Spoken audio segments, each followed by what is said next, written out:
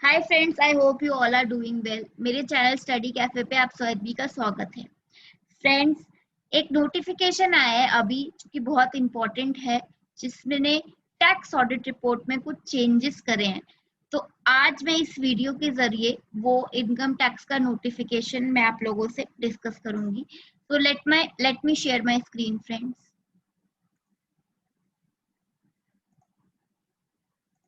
So this is the notification. अगर आपको ये नोटिफिकेशन चाहिए तो आप मेरे टेलीग्राम चैनल स्टडी कैफे से ये नोटिफिकेशन डाउनलोड कर सकते हो। So friends, this notification has come on 1st October 2020 and ये है GSR 610E और ये ई गैजेट की वेबसाइट पे अवेलेबल है। फ्रेंड्स, ऑल्दो ये जो नोटिफिकेशन है ये ITR 6 के चेंजेस के बारे में भी बात करता है। ये फॉर्म 3CEB जो कि ट्रांसफर प्राइसिंग से रिलेटेड है उसके चेंजेस के बारे में भी बात करता है। ये रूल 5 के चेंजेस के बारे में भी बात करता है और ये 3CD के भी चेंजेस के बारे में बात करता है। बट मैं यहाँ पे केवल और केवल जो कि 3CD में चेंजेस हुए हैं इस नोटिफिकेशन की वजह से वही आप लोगों से डिस्कस करूंगी। So friends, let me go to page 12 of the notification जो कि टैक्स ऑडिट में यानी आपके फॉर्म 3CD में क्या चेंजेस हुए हैं वो डिस्कस करता है। So friends, सबसे पहले तो in part A of form 3CD after serial number 8 and entries relating thereto the following shall be inserted। तो सबसे पहले देखते हैं पार्ट ए का सीरियल नंबर 8 किसके बारे में बात करता है। Let me again share a new screen. So friends, this is form 3CD। इसका जो पार्ट ए है उसका सीरियल नंबर 8 जो बात करता है वो बेसिकली बात करता है किस क्लॉज में आपका ऑडिट हुआ है ऑफ सेक्शन 44A। अब इसके बाद एक क्लॉज और इंसर्ट किया जाएगा which is part 8A। So again let us go back to the notification and read कि क्या लिखा है उस क्लॉज में।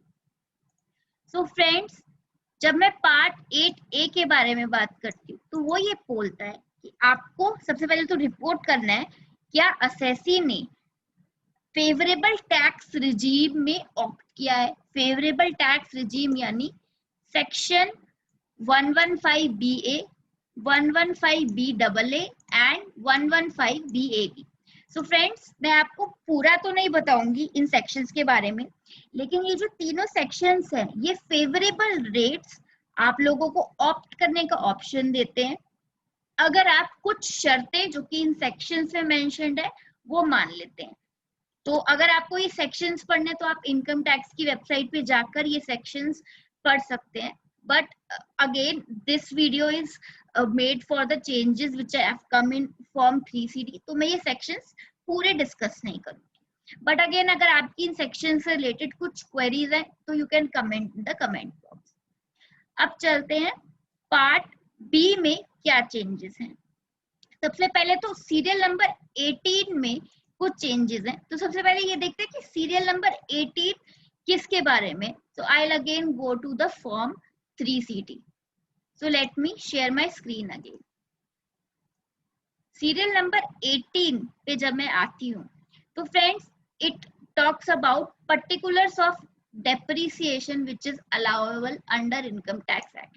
सो फ्रेंड्स, आप सबको पता है जब आप 3CD की वर्किंग बनाते हो तो आप जो वर्किंग बनाते हो असेसी के पास कितने असेट्स हैं, उसके ऊपर क्या रेट लगा इनकम टैक्स का, अकॉर्डिंगली उसका डेप्रिसिएशन कैलकुलेट करते हो, उसकी रिटर्न डाउन वैल्यू कैलकुलेट करते हो। इस सब की आप एक वर्किंग बनाते हो। तो जो आपका क्लॉज 18 है वो उसी के बारे में बात करता है। अब क्लॉज 18 में ही चेंज आया है, देखते हैं वो क्या चेंज है और वो क्यों आया है। तो again let me share the notification with you. तो फ्रेंड्स, आपका चेंज ये आया है क्लॉज 18 में। आपको सेक्शन 115 की वजह से अगर आपकी रिटर्न डाउन वैल्यू में कोई एडजस्टमेंट करी है एसएससी ने तो वो आपको रिपोर्ट करनी होगी और आपकी एडजस्टेड WDV क्या है, एडजस्टेड रिटर्न डाउन वैल्यू क्या है, वो रिपोर्ट करनी होगी। तो फ्रेंड्स सबसे पहले तो ये देखते हैं कि सेक्शन 115BAA में ऐसा क्या लिखा था जिसकी वजह से हमारे टैक्स पेयर को एडजस्टमेंट करनी पड़ेगी। So again I will share my new screen जिसमें मैंने सेक्शन 115BAA इनकम टैक्स की वेबसाइट पे ओपन किया हुआ है। तो let me share the screen with you again. So friends this is section BAA। अब ये एडजस्टमेंट की बात करता है सब सेक्शन 2 में।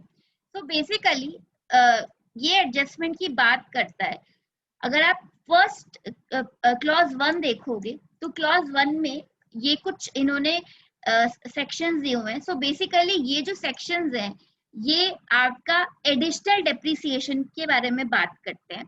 सो इन शॉर्ट मैं आपको बता देती हूँ ब्रीफ में कि as per the favourable tax regime अगर आप ऑप्ट करते हो सेक्शन 115BAA में तो आप एडिशनल डेप्रिसिएशन नहीं ले सकते हो कुछ ये जो स्पेसिफिक सेक्शंस है इनमें।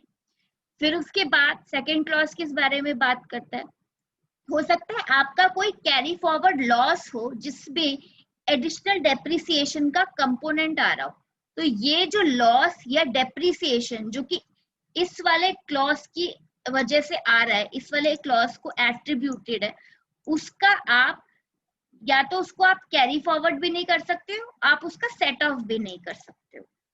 उसके बाद हो सकता है आपका अनअब्सॉर्ब डेप्रिसिएशन हो जिसमें एडिशनल डेप्रिसिएशन का कंपोनेंट है, तो अगेन आप उसको ना सेट ऑफ कर सकते हो ना उसको आप कैरी फॉरवर्ड कर सकते हो आगे। And last but not the least एक क्लैरिफिकेशन है कि आप नॉर्मल डेप्रिसिएशन तो ले सकते हो सेक्शन 32 में, लेकिन जो क्लॉज 2A है वो एडिशनल डेप्रिसिएशन के रिलेशन में बात कर रहा है, वो आप नहीं ले सकते। So friends again let us go back to the form. So friends obviously अगर मैं अपने एडिशनल डेप्रिसिएशन में, क्योंकि अब मैं आगे एडिशनल डेप्रिसिएशन नहीं ले सकती, अगर वो मैं नहीं ले रही हूँ तो डेफिनेटली उसकी वजह से मेरी रिटर्न डाउन वैल्यू में मुझे कुछ एडजस्टमेंट करनी पड़ेगी, मेरी रिटर्न डाउन वैल्यू में कुछ चेंज आएगा। तो as per the new form 3CD auditor को ये चेक करना है कि टैक्स पेयर ने क्या एडजस्टमेंट किया है and accordingly it has to be reported in the form. अब देखते हैं सीरियल नंबर 32 में क्या चेंज आया है। तो again let me share my new screen जहाँ पे मैं आपको बताऊंगी सीरियल नंबर 32 बात किस बारे में करता है। So again let's go to serial number 32।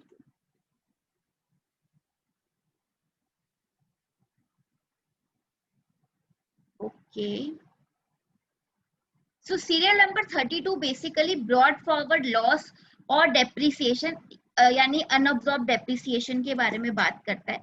अब इसी में चेंजेस हैं, चेंजेस क्या है सो वो देखने के लिए will go back to the notification. So friends changes ये हैं कि अब आपको सीरियल नंबर 32 में भी आपने जब सेक्शन 115BAA देखा तो उसमें आपने ये देखा कि अब आप जो आपका एडिशनल डेप्रिसिएशन से पर्टेनिंग लॉस या डेप्रिसिएशन है उसको आप ना ही एडजस्ट कर सकते हो ना ही आप आगे ले जा सकते हो। सो अकॉर्डिंगली आपको ये सारी चीजें भी इस शेड्यूल में रिपोर्ट करनी होंगी। सो बेसिकली आपको बताना होगा कि आपने कितना जो लॉस है उसको जो आप सेट ऑफ कर सकते थे वो आपने नहीं किया, उसको विड्रॉ किया on account of opting for taxation under section 115BAA and accordingly अगर आपके कोई रिमार्क्स हैं तो आप वो भी दे सकते हो। So friends this was the change जो कि आपके फॉर्म 3CD में आया है। इसे मैं एक चीज और क्लैरिफाई करना चाहूंगी कि I got a query from a person who said कि मैम अगर मैंने अपनी टैक्स ऑडिट रिपोर्ट को ऑलरेडी फाइल कर दिया है तो इस केस में मेरे ऊपर क्या कोई कॉन्सिक्वेंसेस आएंगे। तो फ्रेंड्स नहीं, आपके ऊपर कोई कॉन्सिक्वेंसेस नहीं आएंगे। रीजन भी ये जो नया फॉर्म है ये 1 अक्टूबर 2020 से एप्लीकेबल है। तो अगर आपने ऑलरेडी फाइल कर दिया है तो उस केस में आपके ऊपर कोई कॉन्सिक्वेंसेस नहीं आएंगे, तो आपको इसमें वरी करने की जरूरत नहीं है। अच्छा फ्रेंड्स एक चीज और, इसे मैं ITR 6 में क्या चेंजेस है वो भी मैं डिस्कस कर लेती हूँ। तो let me go to page number 15। So page number 15 अगर आप देखोगे ITR 6 में क्या चेंजेस हैं. सो ITR 6 इज जो कंपनीज होती है, कंपनीज को ITR 6 भरनी होती है. और आपको पता है ये जो फेवरेबल टैक्स रिजीम है ये भी कंपनीज के लिए आया है. तो अगर कोई कंपनी फेवरेबल टैक्स रिजीम में ऑप्ट करती है, अगर वो सेक्शन 115 BAA में ऑप्ट करती है, सो डेफिनेटली उसको अपने डेप्रिसिएशन में, उसको अपने रिटर्न डाउन वैल्यू में, उसको अपने कैरी फॉरवर्ड लॉसेस में चेंजेस करने होंगे. हो सकता है अगर उसका ब्लॉक खत्म हो रहा है इसकी वजह से, तो उसको कैपिटल गेन या लॉस भी हो रहा हो, तो उसको ये सारी डिटेल्स अपने ITR 6 फॉर्म में देनी होंगी. अब यही एक ITR 6 में चेंज आया है. एंड अकॉर्डिंगली जो आप ITR 6 में लॉसेस की डिटेल देते हो, तो उसमें भी आपको 115 की वजह से, 115 में ऑप्ट करने की वजह से आपने जो लॉसेस को एडजस्ट किया उसकी डिटेल्स देनी होंगी. So friends, this is the change and जो कि मैंने आप लोगों के साथ ब्रीफ में डिस्कस किया. अगर आपको ये वीडियो अच्छी लगे तो प्लीज इसे लाइक कीजिए, इसे शेयर कीजिए और मेरे चैनल को सब्सक्राइब कीजिए. Thank you very much friends. Have a nice day.